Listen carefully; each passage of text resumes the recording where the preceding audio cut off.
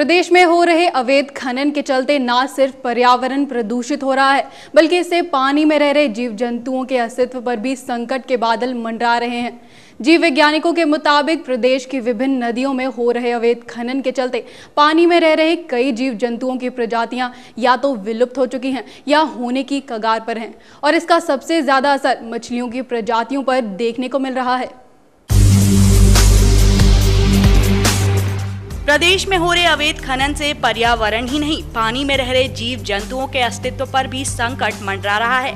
कई का अस्तित्व समाप्त हो चुका है तो कई प्रजातियां विलुप्त होने की कगार पर हैं। ये कहना है जीव वैज्ञानिक डॉक्टर बीडी जोशी का, जो पानी में रह रहे जीव जंतुओं पर पिछले कई सालों से शोध कर रहे हैं। जीव वैज्ञानिक बीडी जोशी के मुताबिक प्रदेश की विभिन्न नदियों में हो रहे अवैध खनन के चलते आज हमारे बीच कई ऐसी मछलियों की प्रजातियां नहीं हैं जो आज से 40 साल पहले हुआ करती थी।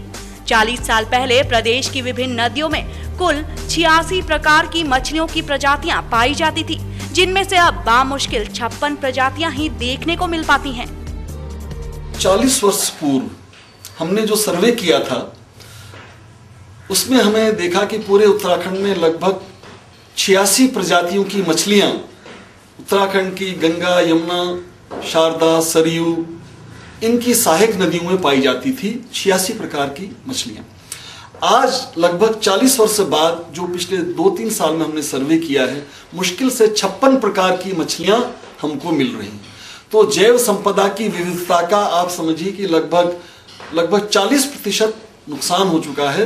जो प्रजातियां मिलती थी वो लुप्त होने के कगार पर पहुंच चुकी है। उन्होंने बताया कि खनन से हो रहे नुकसान को और बारीकी से जानने के लिए पिछले साल प्रदेश के 6 स्थानों बागेश्वर, कौसानी, पिथौरागढ़ के 3 स्थानों में जीव वैज्ञानिकों की टीम द्वारा एक सर्वे किया गया था, जिसमें उन्होंने पाया कि नदियों के तट पर किए जा रहे अवैध खनन के चलते मछलियों के अंडे समय से पहले ही फूट जाते हैं, जो एक बड़ा कारण है दिन पर दिन घट रही मछलियों की संख्या का और उनकी प्रजातियों का। कल हमने उत्तराखंड के 6 स्थानों पर, बागेश्वर में, देहरादून में, कौसानी में, पिथौरागढ़ में 3 जगह पे सर्वे किया कि खनन से क्या नुकसान हमको हो रहा है।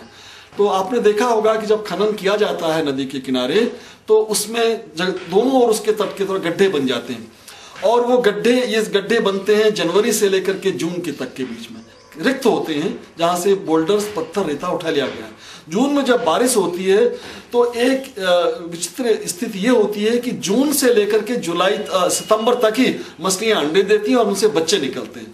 तो ये अंडे और बच्चे बीच धारा में नहीं दिए जाते, ये तट पे दिए जाते हैं जहां पानी कम होता है, छिछला होता है, ताकि वो बहे नहीं। अदरवाइज तो वो सब बह जाएगा, समुद्र में पहुंच जाएंगे एक दिन।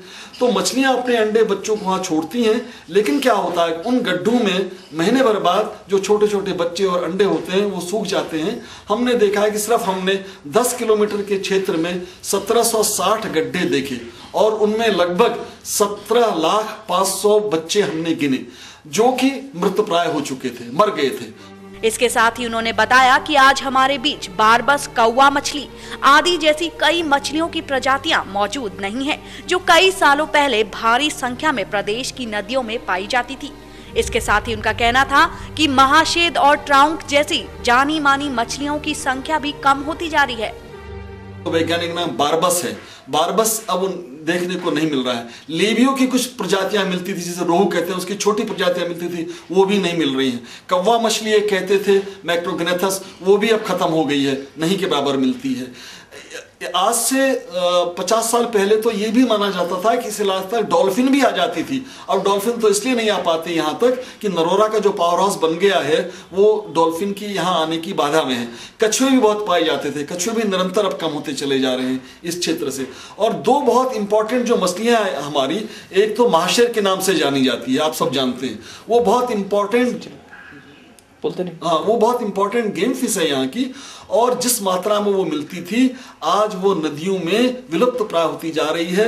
मैं ये कह सकता हूँ कि अगर आज से 20 साल पहले का उसका आंकड़ा 100 था तो आज वो 20 रह गया है। 80% हमारी महाशेर खत्म हो चुकी है। 80% हमारा जो ट्राउट है, हिमालयन ट्राउट जिसे साइजोथोरक्स इसका वैज्ञानिक नाम है, वो भी खत्म होता जा रहा है, क्योंकि उसका बीज जहाँ पे वो अंडे देते हैं, बच्चे दे रहे हैं, वो स्थान नष्ट होते चले जा रहे हैं। वहीं डॉक्टर BD जोशी के मुताबिक विलुप्त होती जा रही मछलियों के पीछे अगर कोई सबसे पहले जिम्मेदार है तो वो है प्रदेश सरकार, जो कि इस ओर बिल्कुल ध्यान नहीं दे रही है। इसके साथ ही उन्होंने आम जनता में जागरूकता की कमी को भी मछलियों की गिरती तादाद के लिए जिम्मेदार ठहराया। बहरहाल मछलियों की तादाद में इन 40 सालों में इतनी बड़ी गिरावट आना वाकई में एक सोचने का विषय है। उम्मीद करते हैं कि इससे पहले कि बहुत देर हो जाए, प्रदेश सरकार जल्द इस मुद्दे को गंभीरता से लेगी और कोई ठोस कदम उठाएगी। सौभाग्य मिथिला डेस्क से इंदु कपूर और प्रगति पचोली की रिपोर्ट।